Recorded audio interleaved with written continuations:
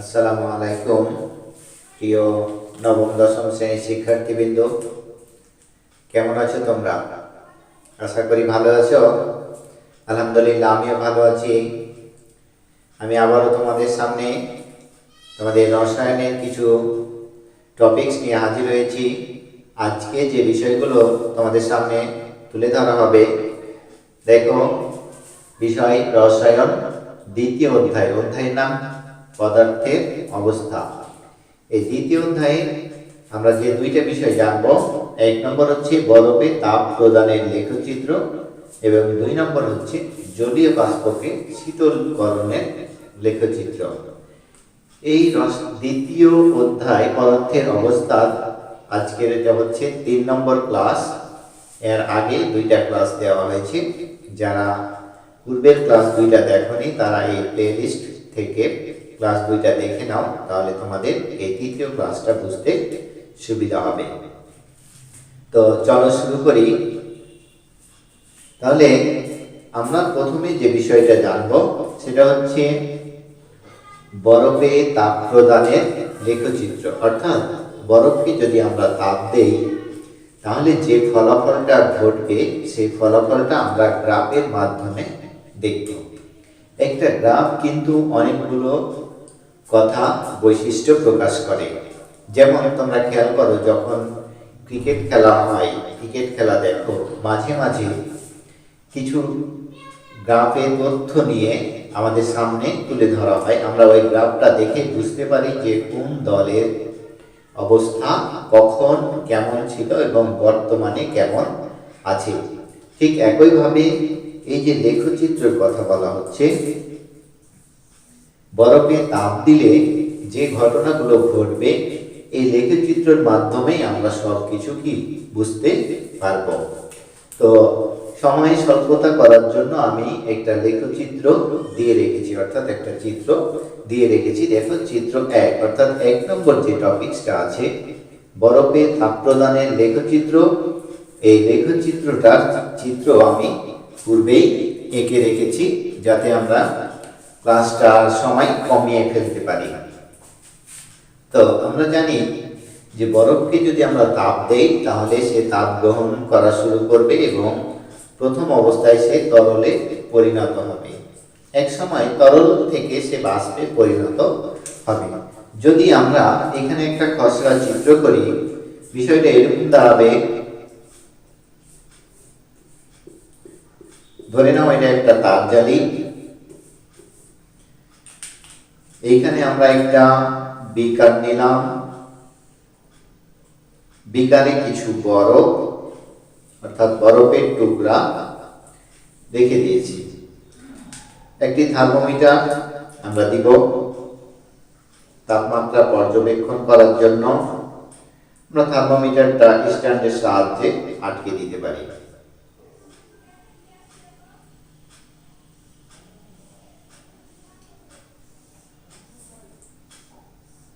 এই হচ্ছে স্ট্যান্ড। আমরা স্ট্যান্ডের সাহায্যে কি করলাম, থার্মোমিটারটা আটকে রাখছি।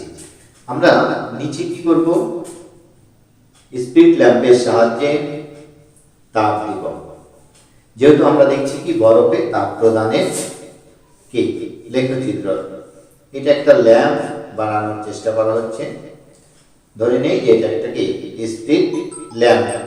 এই স্পিড ল্যাম্পের সাহায্যে আমরা তাপ দিচ্ছি। যখন আমরা তাপ দিব তখন কি ঘটনা ঘটবে, আমরা কিছু বরফ নিয়েছি, বরফটা শুরু করেছি -40 ডিগ্রি সেন্টিগ্রেড তাপমাত্রা। আমরা এখানে দেখাইছি কি -40 ডিগ্রি সেন্টিগ্রেড তাপমাত্রা। এই গ্রাফটাতে আমরা দেখছি এক্স অক্ষ বরাবর সময় নেওয়া হয়েছে, যার এককটা হচ্ছে কি মিনিটে। আমরা সময়টা নিয়েছি কিসে, মিনিট এককে, এবং y অক্ষ বরাবর আমরা সময়টা নিয়েছি হচ্ছে y অক্ষ বরাবর আমরা তাপমাত্রা নিয়েছি সেলসিয়াসে।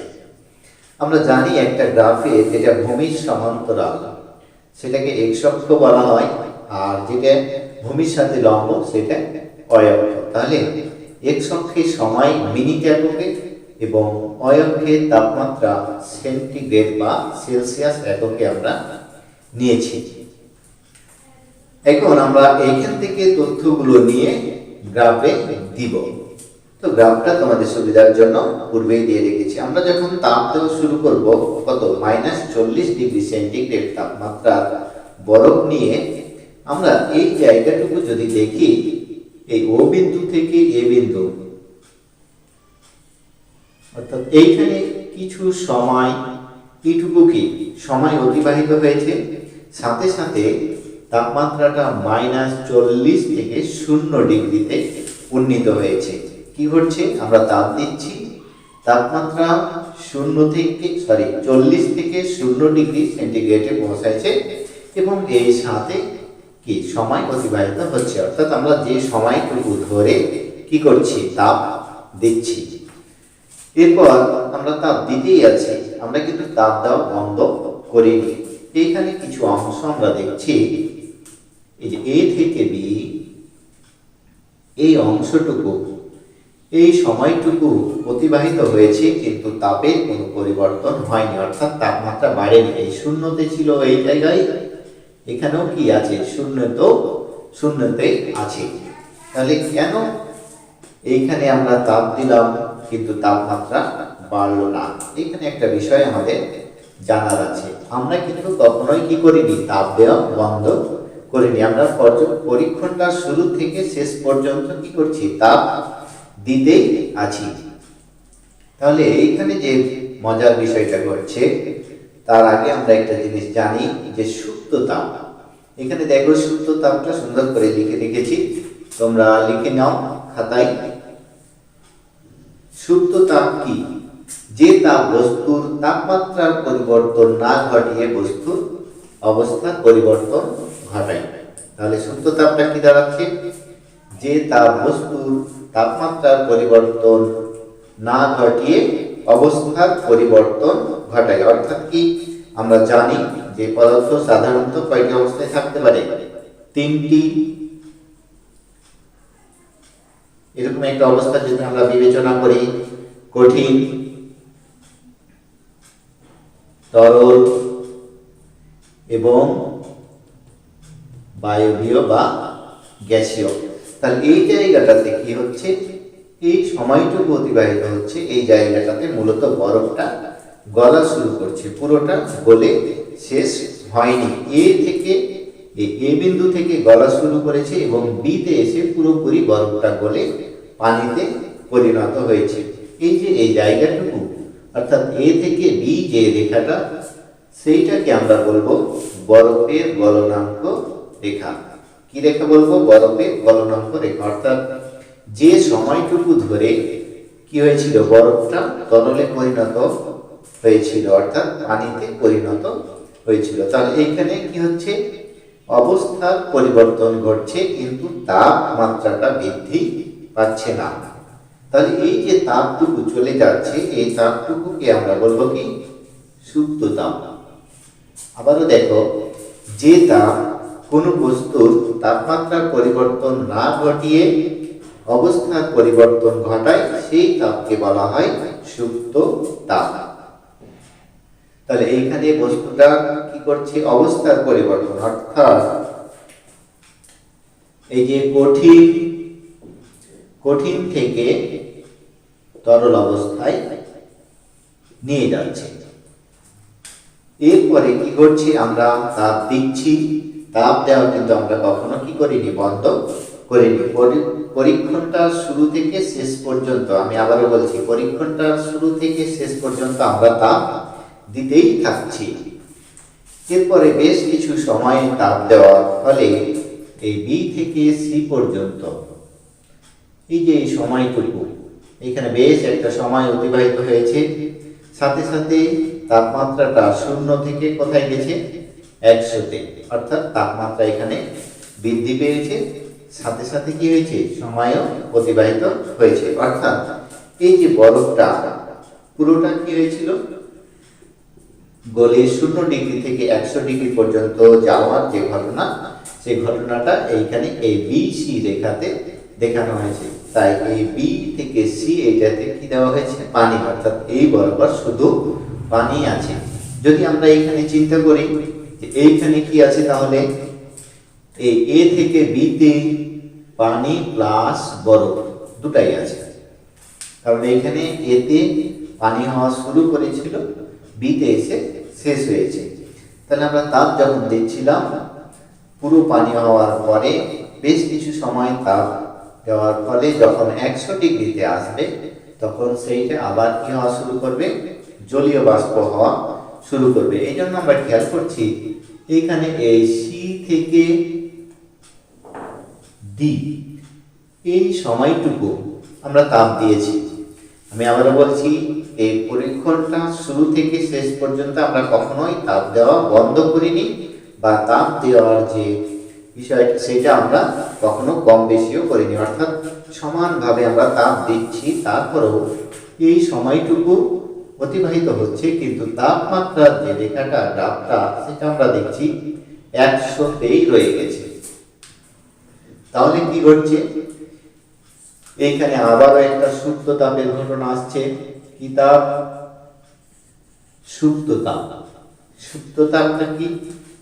যে তাপ বস্তুর কি করে, অবস্থা পরিবর্তন করে, তাপমাত্রার পরিবর্তন করে না, সেটাই হচ্ছে সুপ্ত তাপ। কেন? এখানে এসে আমরা বেশ কিছু সময়, এই সময়টুকু ধরে তাপ দিয়েছি, কিন্তু তাপমাত্রা বৃদ্ধি পায়নি। তাহলে কি করেছে? অবস্থার পরিবর্তন করেছে। কি অবস্থার পরিবর্তন করেছে? তরল থেকে গ্যাসীয় বা বায়বীয় অবস্থায় নিয়ে যাচ্ছে, অর্থাৎ জলীয় বাষ্পে পরিণত করছে। পানিটাকে কি করছে? জলীয় বাষ্পে পরিণত করছে। এই যে রেখাটা, যেই রেখাটাতে, অর্থাৎ সি থেকে ডি, সিডি যে রেখাটা আছে, এই রেখাটাতে যে সময়টুকু অতিবাহিত হচ্ছে, আমরা তাপ দিচ্ছি কিন্তু তাপমাত্রা বাড়ছে না, সেটাকে আমরা বলছি কি, পানির স্ফুটনাঙ্ক রেখা। অর্থাৎ এই রেখা বরাবর পানিটা কি করছে, ফোটা আরম্ভ করছে সিতে, এবং ডিতে গিয়ে ফোটা শেষ করছে। তাহলে এইখানে আমরা বিষয়টা বুঝলাম যে এই পদার্থটা অবস্থার পরিবর্তন হচ্ছে, তরল থেকে বায়বীয় বা গ্যাসীয় অবস্থায় পরিণত হচ্ছে।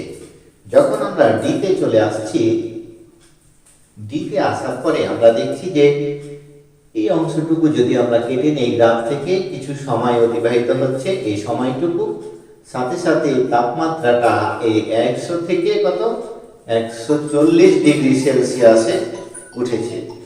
তাহলে আমরা কি করতে পারি, বলতে পারি যে এখানে সময় অতিবাহিত হচ্ছে, সাথে সাথে এই তাপমাত্রাও বৃদ্ধি পাচ্ছে। অর্থাৎ যখন জলীয় বাষ্পে পরিণত হয়েছে, পুরো পানিটা জলীয় বাষ্প হয়ে গেছে, তখন আবার তাপমাত্রা বৃদ্ধি পাওয়া শুরু করেছে। তাহলে পুরো সিস্টেমটা যেটা দাঁড়ালো, সেটা হচ্ছে আমরা এই গ্রাফটা দেখেই বরফে তাপ প্রদানের লেখচিত্র, অর্থাৎ এই গ্রাফটা দেখেই আমরা বলে দিতে পারি যে একখণ্ড বরফ বা কিছু কঠিন বরফকে নিয়ে যদি আমরা তাপ দেই, তাহলে কি ঘটনা ঘটবে। আবারও দেখো, আমরা প্রাথমিকভাবে বরফের টুকরা নিয়ে স্পিরিট ল্যাম্প দিয়ে তাপ দিচ্ছি। আমরা -40 ডিগ্রি সেন্টিগ্রেড তাপমাত্রার বরফ নিয়েছি, তাপ দিচ্ছি। তাপ দিতে দিতে কিছু সময় অতিবাহিত হচ্ছে, সাথে সাথে তাপমাত্রা বৃদ্ধি পাচ্ছে। যখন এতে আসছে, অর্থাৎ এইখানে, তখন কিছু সময় অতিবাহিত হওয়ার সাথে সাথে তাপমাত্রাটা -40 থেকে 0। এইখানে তাপ দেওয়ার ফলেও যখন এটা গলা শুরু করবে, তাপ দেওয়ার ফলেও কি হবে না, তাপমাত্রার পরিবর্তন হবে না, যেটাকে আমরা বলছি কি, বরফের গলনাঙ্ক রেখা। এই রেখা বরাবর কি হবে না, তাপমাত্রার পরিবর্তন হবে না। যখন বিতে আসলাম, বি থেকে আবার তাপ দিচ্ছি, পুরোটা তরলে পরিণত হয়ে গেছে, তাপ দিচ্ছি, তাপমাত্রা বাড়বে। আমরা যদি এই থার্মোমিটারে চিন্তা করি, তাহলে যখন তাপ দিচ্ছি তাপমাত্রা বাড়ছে, একটা সময় এসে 0 ডিগ্রিতে যখন পৌঁছবে, তখন এইখানে আর তাপমাত্রা বৃদ্ধি পাবে না।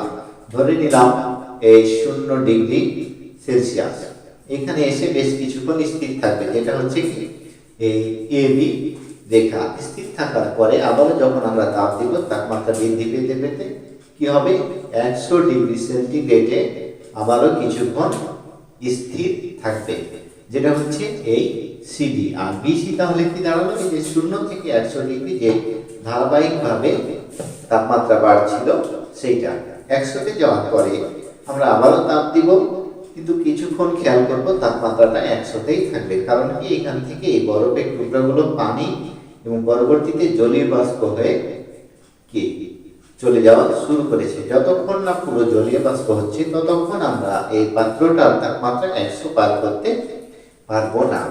যখন এই জলীয় বাষ্প হয়ে পুরোটা উড়ে যাবে অর্থাৎ চলে যাবে, তখন আবার তাপমাত্রা বৃদ্ধি পাবে। সেই ঘটনাটা হচ্ছে এই ডি থেকে ই। তাহলে এই গ্রাফটা দেখে আমরা খুব সহজে বুঝতে পারি যে আমরা যদি বরফকে কি করি, তাপ দেই, তাহলে কি ঘটবে। একইভাবে এবার আমরা দেখব 2 নম্বর যে বিষয়টা আছে,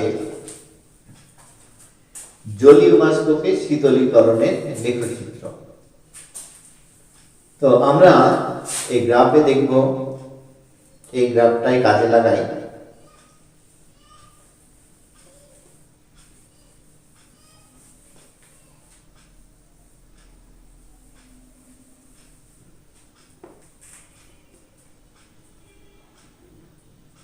যদি আমরা জলীয় বাষ্প নিয়ে শীতলীকরণ করা শুরু করি তাহলে কোন বিষয়টা ঘটবে, এটা হচ্ছে কি সময়, এককটা হবে মিনিটে, এক্স অক্ষ বরাবর তাহলে আমরা কি দিচ্ছি, সময় দিচ্ছি, এবং ওয়াই অক্ষ বরাবর তাপমাত্রা, এককটা হচ্ছে সেলসিয়াসে। এবার আমরা জলীয় বাষ্প নিব। জলীয় বাষ্প 100 ডিগ্রি সেন্টিগ্রেড তাপমাত্রা বেশি, অর্থাৎ 100 ডিগ্রি সেলসিয়াস তাপমাত্রা বেশি জলীয় বাষ্প নিতে হবে।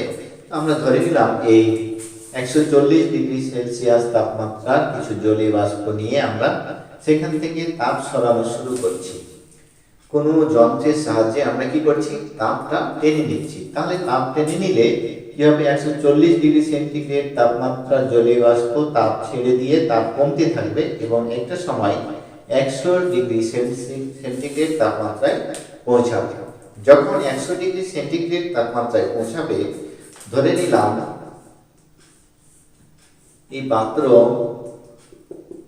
এই পাত্রতে আমরা জলীয় বাষ্প নিয়েছিলাম। এই পাত্র থেকে আমরা স্বয়ংক্রিয়ভাবে কোনো মেশিনের সাহায্যে তাপ টেনে নিচ্ছি, অপসারণ করছি। তাহলে আমরা যখন তাপ অপসারণ করব, তাহলে এখানে প্রথমে তাপমাত্রাটা ছিল কত, 140 ডিগ্রি সেন্টিগ্রেড। তাপমাত্রাটা কমতে কমতে যখন কি হচ্ছে 100-তে আসছে, আমরা এই যে যন্ত্রের সাহায্যে তাপ টেনে নিচ্ছি, এটা কিন্তু অবিরাম চলছে। 100-তে আসার পর আমরা দেখব কিছুক্ষণ সে কি করবে না, এখানকার তাপমাত্রাটা কমবে না, অর্থাৎ সময় অতিবাহিত হবে কিন্তু তাপমাত্রা কমবে না। তাহলে এখানে কি ঘটছে, এইখানে যেটা ঘটবে সেটা হলো এই যে জলীয় বাষ্প যেটা ছিল, জলীয় বাষ্পটা তরলে পরিণত হওয়া শুরু করছে। কিসে পরিণত হওয়া শুরু করছে, তরলে। তাহলে এখানে একটা অবস্থার পরিবর্তন ঘটছে, অর্থাৎ জলীয় বাষ্প থেকে তরল হচ্ছে, অবস্থার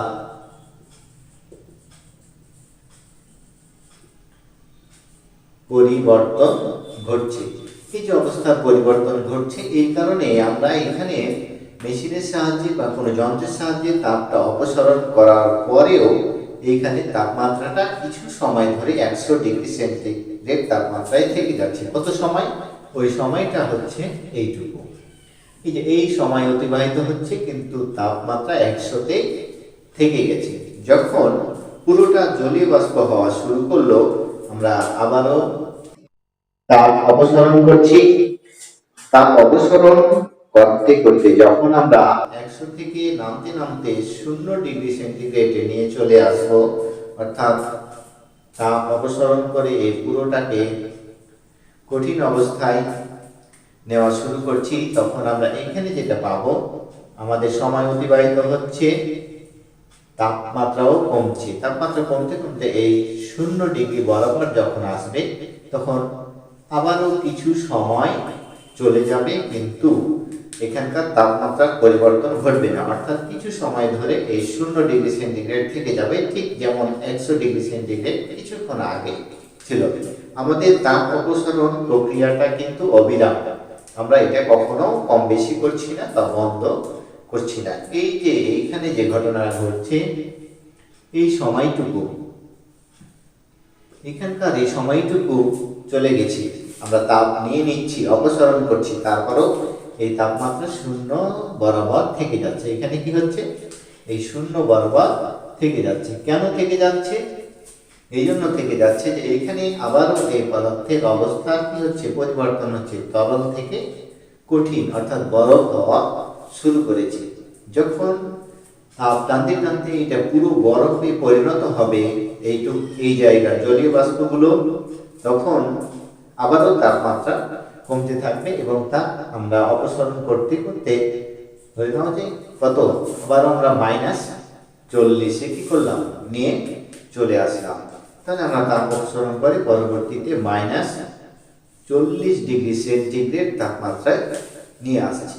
তাহলে এখন খেয়াল করো যে এই যে গ্রাফটা, এই গ্রাফটা দেখলেই আমরা কিন্তু বলে দেব যে এটা কি, এটা হচ্ছে জলীয় বাষ্পকে শীতলকরণের লেখচিত্র। তাহলে এখানে যদি আমরা লেখচিত্র বিভিন্ন অংশের নাম দেই, এ, বি, সি, ডি, ই, এফ, তাহলে খেয়াল করো এই এ থেকে বি এটা হচ্ছে জলীয় বাষ্প, এই অংশটুকু, এই বি থেকে সি এইখানে আছে জলীয় বাষ্প প্লাস পানি, দুইটাই আছে, কারণ বিতে পানি হওয়া শুরু করেছে, সি পর্যন্ত পানি হতেই থেকেছে। এই সি থেকে ডি, এটা যদি আমরা চিন্তা করি তাহলে এই অংশটুকুতে হচ্ছে পুরোটা পানি। ডি থেকে ই, এই অংশটুকুতে তাহলে কি আছে, পানি প্লাস বরফ। তাহলে এই ই এফ, এই অংশটুকু হচ্ছে কি, এই অংশটুকু হচ্ছে বরফ। এবারে বলো যে জলীয় বাষ্পকে শীতলকরণের লেখচিত্র, এই চিত্রটা দেখতেই আমরা বুঝিয়ে নেব যে এটা জলীয় বাষ্পকে কি করা হয়েছে, ঠান্ডা করা হয়েছে। ঠান্ডা করার সময় যে ঘটনাগুলো ঘটেছে তা এই লেখচিত্রে উপস্থাপন করা হয়েছে। কারণ আমরা এখানে দেখছি 100তে একবার স্থির আছে তাপমাত্রা, আর একবার কত, একবার তাপমাত্রা স্থির আছে 0°C। তাহলে এই ছিল আজকের এই দ্বিতীয় অধ্যায়ে, তোমাদের রসায়ন বিষয়ে দ্বিতীয় অধ্যায় পদার্থের অবস্থা, ক্লাস নম্বর 3। তোমরা পরবর্তী ক্লাসে পরবর্তী যে টপিকসটা আছে পাতন এবং ঊর্ধ্বপাতন, সেটা অবশ্যই পেয়ে যাবে ইনশাআল্লাহ, আশা করছি। আরেকটা বিষয় হচ্ছে যে এই দ্বিতীয় অধ্যায়ের সবচেয়ে গুরুত্বপূর্ণ বিষয় হচ্ছে আজকে আমরা যে দুইটা বিষয় নিয়ে আলোচনা করলাম, কি, একটা হচ্ছে বরফে তাপ প্রদানের লেখচিত্র এবং আরেকটা হচ্ছে শীতলীকরণের লেখচিত্র। মূলত তোমাদের যে বিভিন্ন পরীক্ষায় টেস্ট বলো বা বোর্ড পরীক্ষা যেটা বলছি আমরা, সেইখানে দ্বিতীয় অধ্যায় থেকে যে প্রশ্নগুলো আসে সেইগুলো সৃজনশীল প্রশ্নে অবশ্যই হয় এই চিত্র দেওয়া থাকে, বা আমরা আগে যেটা করলাম বরফের তাপ প্রদানের লেখচিত্র ওইটা থাকে। মূলত এই দুইটা গ্রাফ নিয়েই প্রায় 80% সৃজনশীল প্রশ্ন হয়। তো তোমরা অবশ্যই ভালো করে বরফের তাপ প্রদানের লেখচিত্র এবং জলীয় বাষ্পকে শীতলীকরণের লেখচিত্র যে বিষয়টুকু আছে সেই বিষয়টুকু অবশ্যই ভালো করে দেখে নেবে। পরবর্তী 4 নম্বর ক্লাস সে আমি পাতন এবং ঊর্ধ্বপাতন নিয়ে আলোচনা করব। সে পর্যন্ত সবাই ভালো থাকো, সুস্থ থাকো, এবং কারো কোনো সমস্যা যদি মনে হয় এই ক্লাসে তাহলে অবশ্যই কমেন্ট বক্সে জানিয়ে দেবে।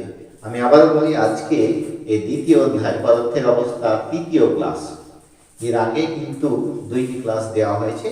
ওই ক্লাস দুটি দেখার জন্য এই যে প্লে লিস্টে এখানে যেটা পাচ্ছ সেই প্লে লিস্টের আগের 2টা ভিডিও দেখলেই হবে। ধন্যবাদ সবাইকে।